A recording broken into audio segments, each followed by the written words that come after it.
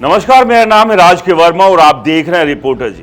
दोस्तों, जरा सोचिए, एक ऐसा शहर जो कभी रियल एस्टेट का चमकता सितारा था, पुणे, आईटी हब, अच्छी लाइफस्टाइल, एजुकेशन का सेंटर और घर खरीदने वालों की लंबी कतार।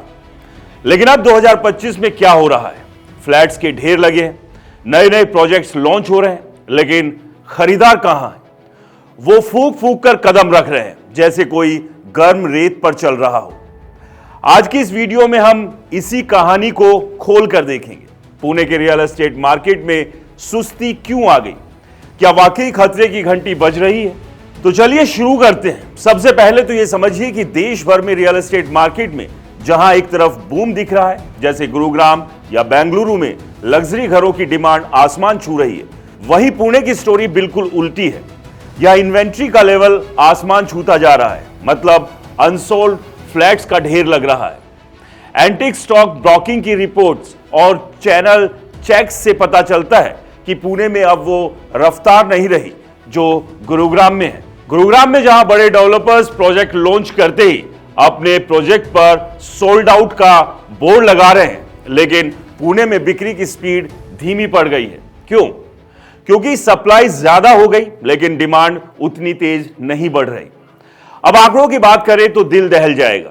प्रॉप टाइगर और एनरॉक जैसी रिपोर्ट से पता चलता है कि 2025 के पहले हाफ में पुणे में हाउसिंग सेल में सालाना आधार पर 25 से 30% की गिरावट आई। जैसे क्वार्टर 1 2025 में सेल्स 30% डाउन, क्वार्टर 2 में भी 27% के करीब गिरावट। वहीं नए घरों की सप्लाई तो बढ़ रही है। कुछ रिपोर्ट्स में 26% की बढ़ोतरी का जिक्र है, लेकिन बिक्री में 28% की ड्रॉप। मतलब नए फ्लैट्स का स्टॉक पाइप अप हो रहा है और इन्वेंट्री ओवरहैंग बढ़कर 11 महीने के करीब पहुंच गया है। पहले ये 10 महीने से कम था। कुछ एरियाज में तो अनसोल्ड स्टॉक 16% कम हुआ पिछले साल से।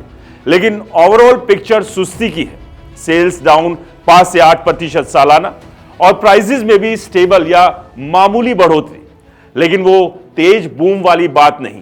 तो सवाल यह है कि पुणे में क्यों हो रही है ये सुस्ती? एक बड़ा कारण है अफोर्डेबिलिटी का क्राइसिस। प्राइसेस लगातार बढ़ रहे हैं, एवरेज 7 से 10% YOY, कुछ सेगमेंट में 15% तक। आईटी सेक्टर में लेऑफ्स, ग्लोबल अनसर्टेनिटी और जॉब सिक्योरिटी की चिंता ने लोगों को होल्ड पर डाल दिया। मिडिल क्लास वाले खरीदार अब सोचते हैं, इतने महंगे फ्लैट में पैसा लगाऊं या वेट करूं।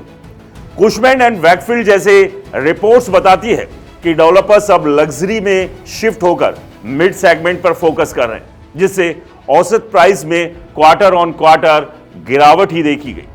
लेकिन फिर भी खरीदार इंतजार के मूड में है। नतीजा, मार्केट अब बायर्स का हो गया है।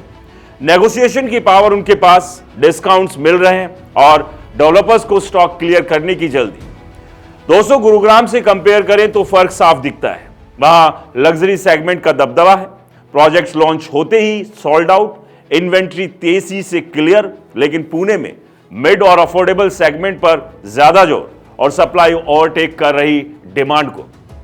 नाइट फ्रैंक्स और JLL की रिपोर्ट्स कहती है कि ओवरऑल इंडिया में सेल्स मॉडरेट हो रही है, लेकिन पुणे जैसे शहरों में स्लो डाउन ज्यादा फील हो रहा है। क्वार्टर 3 2025 में भी 8 से 13% YOY डिक्लाइन। तो क्या करें निवेशक? अगर आप पुणे में पैसे लगाने की सोच रहे हैं तो सतर्क रहिए। ये बायर्स मार्केट है, अच्छे डील्स मिल सकते हैं, डिस्काउंट्स, फ्री बिज, लेकिन जल्दबाजी मत कीजिए। अच्छी लोकेशन चुनिए, जैसे हिंजेवाड़ी, बनर, खराड़ी या इमेजिंग एरिया जैसे पुनावले, तथावड़े। इंफ्रा प्रोजेक्ट्स जैसे मेट्रो, रिंग रोड से फायदा होगा लॉन्ग टर्म में, लेकिन शॉर्ट टर्म में रिस्क है। अगर इन्वेंट्री और बढ़ी तो प्राइसेस पर प्रेशर पड़ेगा। दोस्तों, पुणे का रियल एस्टेट अभी ट्रांजिशन फेज में है। सुस्ती है लेकिन क्रैश नहीं। Strong fundamentals, IT, education, migration, लेकिन अभी वेट एंड वॉच का टाइम है। आप क्या सोचते हैं? पुणे में निवेश करेंगे या इंतजार? कमेंट्स में बताइए। और हाँ, इस वीडियो को लाइक कीजिए, ज्यादा से ज्यादा शेयर कीजिए और हमारे चैनल को सब्सक्राइब करना मत भूलिए, क्योंकि आपको रिपोर्टर जी पर ही मिलती है रियल एस्टेट की दमदार और सटीक अपडेट्स। नमस्कार।